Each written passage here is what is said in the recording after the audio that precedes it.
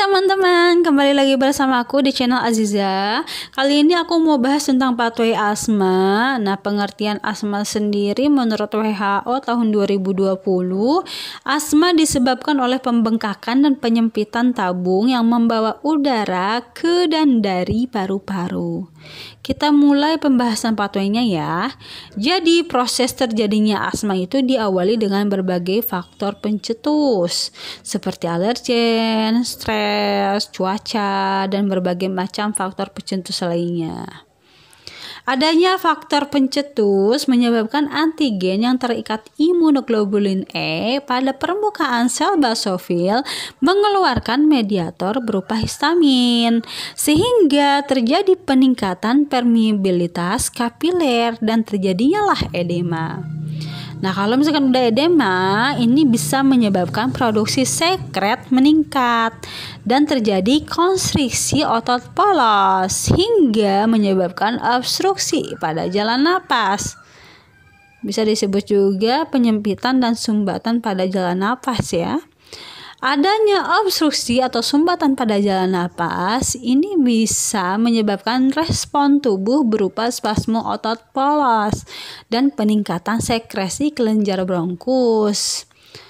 Otot polos yang spasme menyebabkan terjadi penyempitan proksimal dari bronkus pada tahap ekspirasi dan inspirasi, sehingga timbullah adanya tanda dan gejala berupa mukus berlebih, batuk, wheezing, dan sesak napas.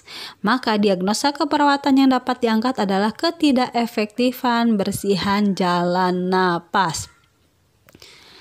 Tanda dan gejala yang berupa mukus berlebih, batuk, wheezing, dan sesak napas, keluhan tersebut merupakan bentuk adanya hambatan dalam proses respirasi sehingga tekanan parsial oksigen di alveoli menurun ya. Nah, ketika tekanan parsial oksigen pada alveoli menurun, ini akan meningkatkan kerja otot pernafasan sehingga penderita asma ini mengalami hiperkapnia, yang mana ini merupakan suatu kondisi di mana karbon dioksida meningkat di dalam darah dan menyebabkanlah sulit bernapas. Di dalam kasus ini, di mana gejala awal dapat berkembang secara perlahan-lahan atau langsung menyerang, sehingga menyebabkan pasien ini akan merasakan cemas karena sulit bernapas. Maka diagnosa keperawatan yang dapat diangkat adalah ansietas.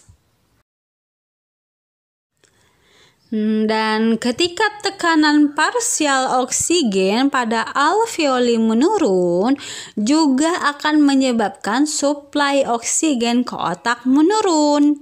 Yang mana sebelumnya sudah saya bahas ya di video sebelumnya, jika oksigen ke otak kurang, ini akan berisiko terjadinya koma.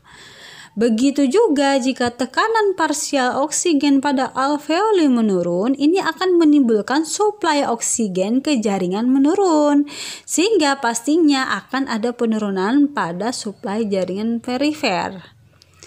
Ketika tekanan parsial oksigen pada alveoli menurun, yang mana ini dikarenakan adanya penyempitan jalan pernapasan, hal ini juga akan menyebabkan kebutuhan oksigen meningkat karena adanya reaksi kompensasi tubuh.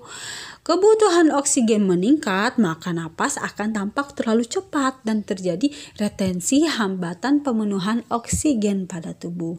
Karena terjadinya retensi O2 atau retensi oksigen, kemudian akan menjadi keracunan karbon dioksida, sehingga terjadilah asidosis respiratorik. Bahkan beresiko kematian juga jika terjadi hal seperti ini ya. Penyempitan jalan pernapasan akan meningkatkan kerja otot pernapasan, maka diagnosa keperawatan yang dapat diangkat adalah ketidakefektifan pola napas. Peningkatan kerja otot pernapasan juga akan menyebabkan turunnya nafsu makan, sehingga diagnosa keperawatan yang dapat diangkat adalah ketidakseimbangan nutrisi kurang dari kebutuhan tubuh. Konstriksi otot polos meningkat dan juga konsentrasi O2 atau oksigen dalam darah menurun. Apabila konsentrasi oksigen dalam darah menurun, maka terjadi hipoksemia atau kadar oksigen di dalam darah di bawah batas normal. Beresiko terjadi asidosis metabolik.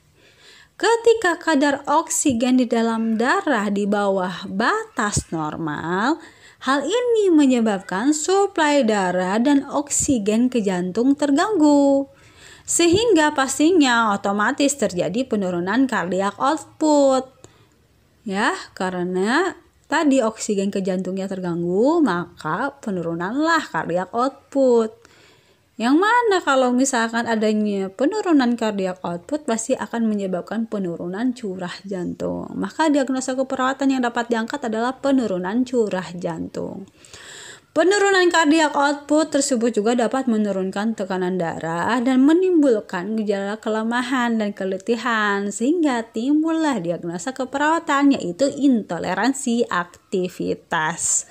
Ketika terjadi hipoksemia atau di mana keadaan kadar oksigen di dalam darah di bawah batas normal, ini akan menyebabkan gangguan pada pertukaran gas. Maka diagnosa keperawatan yang dapat diangkat adalah gangguan pertukaran gas.